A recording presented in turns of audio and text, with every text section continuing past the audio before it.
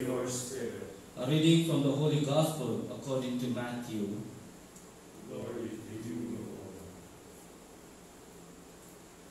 While Jesus was speaking to the crowds, his mother and his brothers appeared outside, wishing to speak with him. Someone told him, "Your mother and your brothers are standing outside, asking to speak with you." But he said in reply to the one who told him, "Who is my mother? Who are my brothers?" And stretching out his hand towards the disciples, he said, "Here are my mother and my brothers. For whoever does the will of my heavenly Father is my brother and sister and mother." The Gospel of the Lord. Praise to you, Lord Jesus Christ. Dear brothers and sisters, today's Gospel passage is one of my favorite biblical passages. Our non-Catholic brothers and sisters often choose this particular passage to argue or rather try to prove three things. Number one, Jesus does not value his own mother because he said, "Who is my mother?" Second, Mary is not virgin because Jesus' brothers and sisters came to see him. The misreading of the sacred scripture does not only allow us to get the full meaning, but it creates confusion and sometimes conflict. If we carefully read the sacred passage and try to grasp the full meaning of these two mostly misunderstood verses, we can see that Jesus is placing his own mother as a model listener of the Word of God. Before we go in depth, just to share with you, in Hebrew, there is no word for a cousin. Cousins or close relatives are considered as brothers and sisters.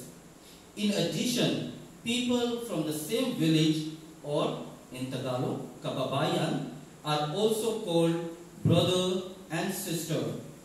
With this in mind, we come to know two things. Number one, Jesus has no brothers and sisters, but only cousins or kababayan. Therefore, the second, Mary is virgin. So, when Jesus says, whoever listens the word of God actually enters in the divine family as a brother and a sister of Jesus, where Mary is the exemplar mother listener. Because Mary listened the angel Gabriel, and according to St. John Eudes, before Mary conceived Jesus in her womb, she placed him in her heart. Second, Mary listened the word of God and visited her cousin Elizabeth. Mary listened the word of God and pondered in her heart. Mary listened the words of shepherds and pondered them in her heart.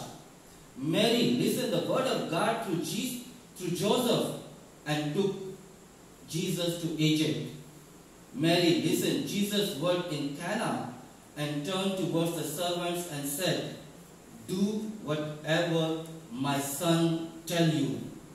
Mary listened Jesus' word and accepted the beloved disciple as her son. The word listening comes from a Latin root where its meaning is obitare. When we translate this one obitare into English, it becomes obedience. Mary does not only listen the word of God, but she obeyed, and therefore she becomes the model listener of the word of God. Indeed, Mary is the only character in the New Testament who fully believed in Jesus even before Jesus' miracles, and she carefully listened her son's words throughout her earthly life. Do you want to be the part of the divine family? Then listen the word of God. Do you want to be the brothers and sisters of Jesus? Then listen the word of God. Do you want to be a child of Mary like Jesus? Then listen the word of God. May Mary, the mother of Jesus and our mother, intercede for us so that we can imitate her in listening the word of God and become the member of the divine family.